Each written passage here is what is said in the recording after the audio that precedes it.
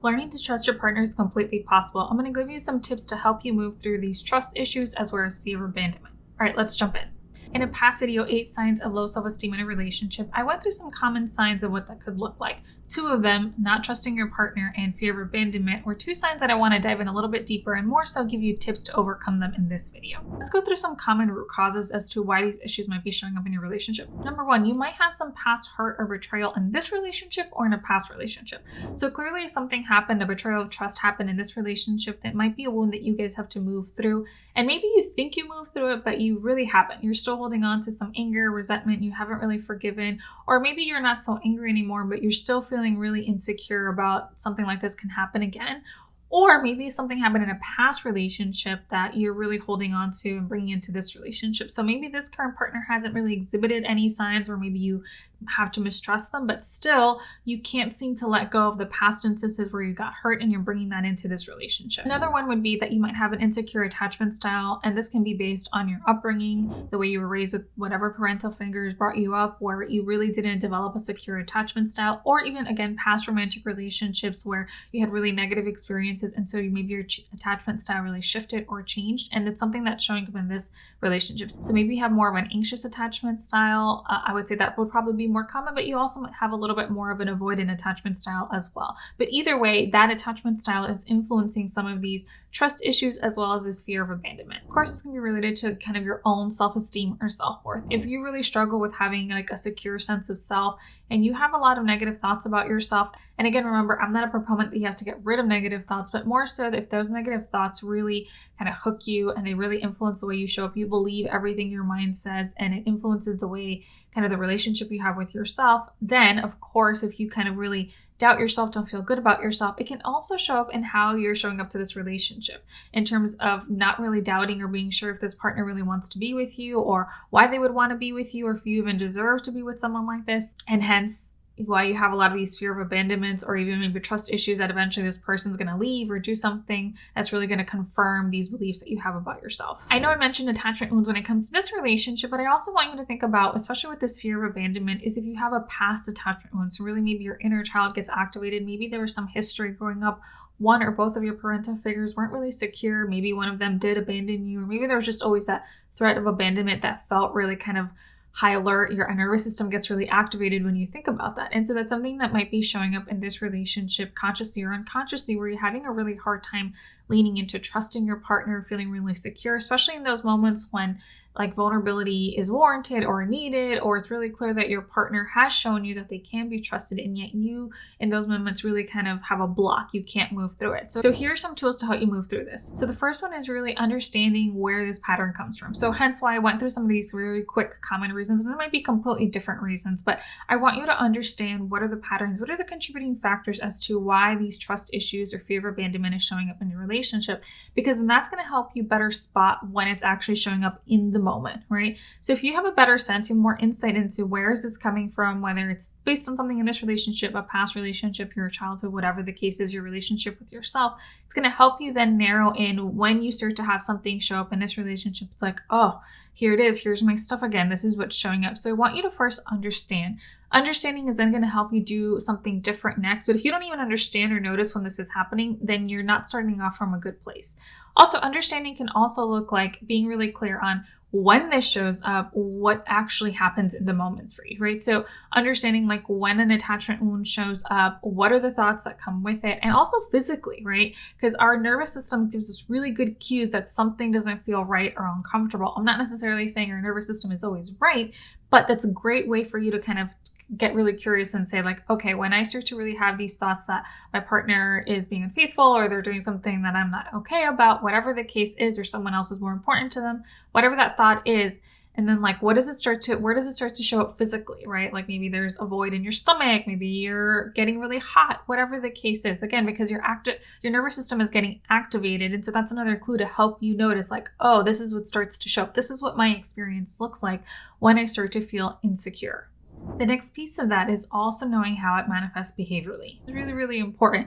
So when you start to have whatever thoughts or feelings and that physical sensation, what does it drive you to do, right? So this is the other thing. I want you to get really clear on when you start having these trust issues or this fear of abandonment, how does it show? What would I actually see? Would I see you doing more clingy behaviors, like really pursuing your partner, needing consistent reassurance, checking in, limiting maybe their autonomy or freedom, whatever that looks like? Or would it look like maybe to a certain degree, backing away, not really wanting to be as open with your partner? Whatever the case is, I just want you to get a clear sense, like, how does it manifest behaviorally? And a good way to think about this is, because I'm going to assume if you are watching this video and you're trying to move through these trust issues or this fear of abandonment, one reason not only your own self-growth or improvement is that it's probably caused some issues in your relationship, right? Which makes sense to me, right? Because again, in a relationship, it takes two. And so when you start having these difficulties in your relationship, how does it manifest for you in the relationship? And a great way to think about what are behaviors that are helpful to change, or what are the behaviors that you and your partner keep having issues about, right? So maybe your partner has mentioned to you, like, I really hate that I have to check in with you so consistently, or I really hate that I can't make a decision that I feel like is within my realm without kind of going through this really thorough back and forth with you.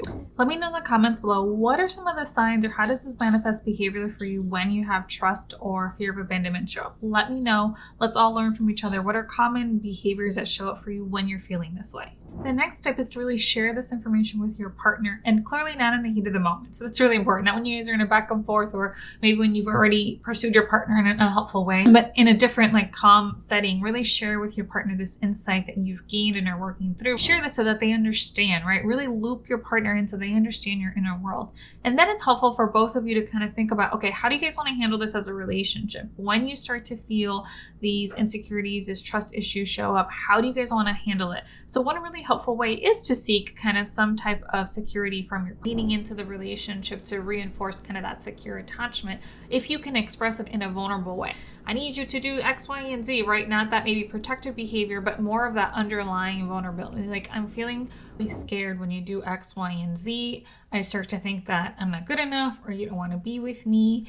Right now, I just need you to give me some reassurance or give me a hug, some affection. Again, whatever that looks like for you, right? That's much different, or might be more likely to hear you. But again, this would be a preface of this is a conversation that you guys have had and have talked through what would be helpful ways for both of you to move through this in the relationship.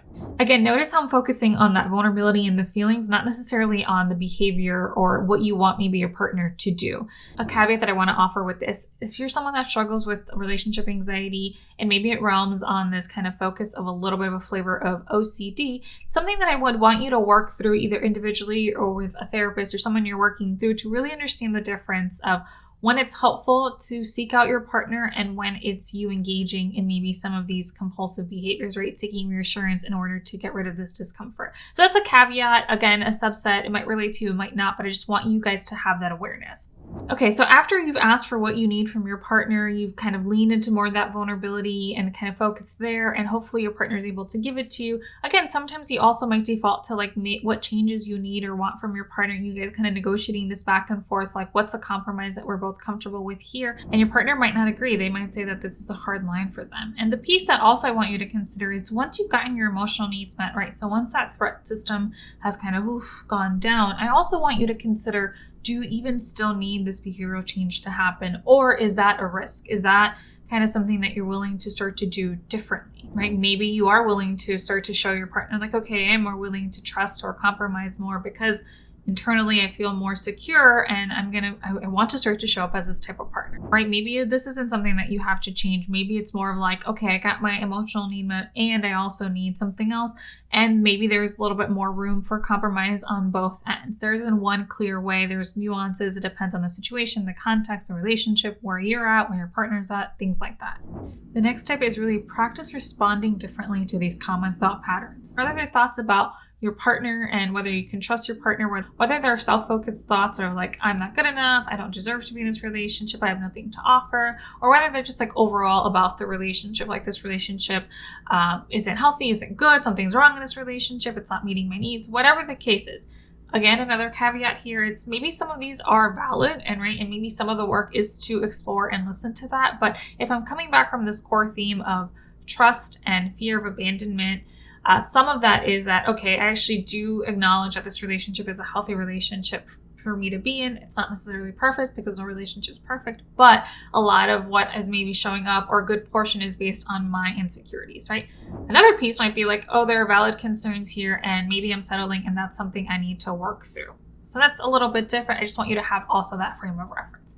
But if it's more of like kind of you acknowledging your role in this and how that's really causing an impact, a negative impact in your relationship, then again, practice shifting how you respond to those thoughts, right? So a great piece, and that's why I had you really notice those thoughts, is really acknowledging like, okay, these are the thoughts that are showing up for me. How do I want to respond to this differently? How can I either shift the way I'm looking at this, or really just shift the way I respond to these thoughts and not getting so kind of hooked by what they're saying? Another was really making a list of value-based actions that you want to engage in despite feeling really anxious or scared or uncertain, right? So when you have a clear sense of this, when I start to feel X, Y, and Z, and it causes me to do X, Y, and Z, it manifests this way, then what do I want to do instead, right? From a place of my values, the type of partner I want to be, what do I want to do instead? So when I feel really insecure and my tendency is to want to text my partner 20 times, what do I want to do instead? So is the opposite action is I just want to text them once and be comfortable with the waiting period.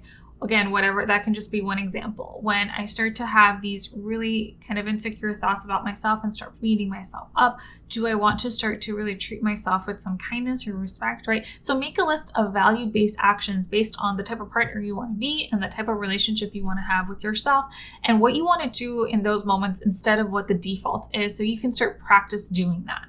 And one way to really act on those value-based actions is really this next tip, is really practicing kind of moving through these kind of inner child wounds. And that can look a couple of different ways.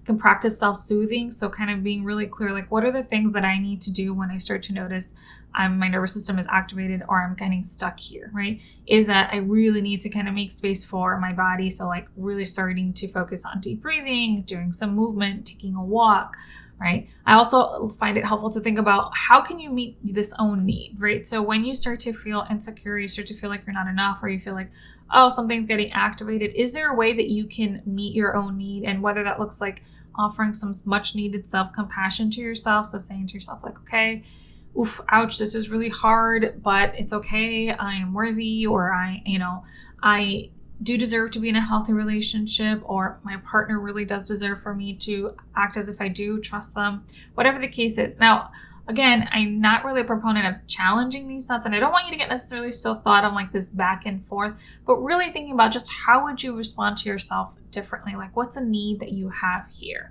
And so you can start to tell yourself that. And honestly, it could be just like, okay, do I just need to give myself some like a hug, some just like, okay, it's here, I'm here, giving myself some like warmth, right? And there's a component of really leaning into some like emotional willingness. So being willing to feel the discomfort, right? So whatever is showing up. I really want to highlight, if you struggle with these trust issues or fear of abandonment, that's completely okay. You're human. It's fine to have these.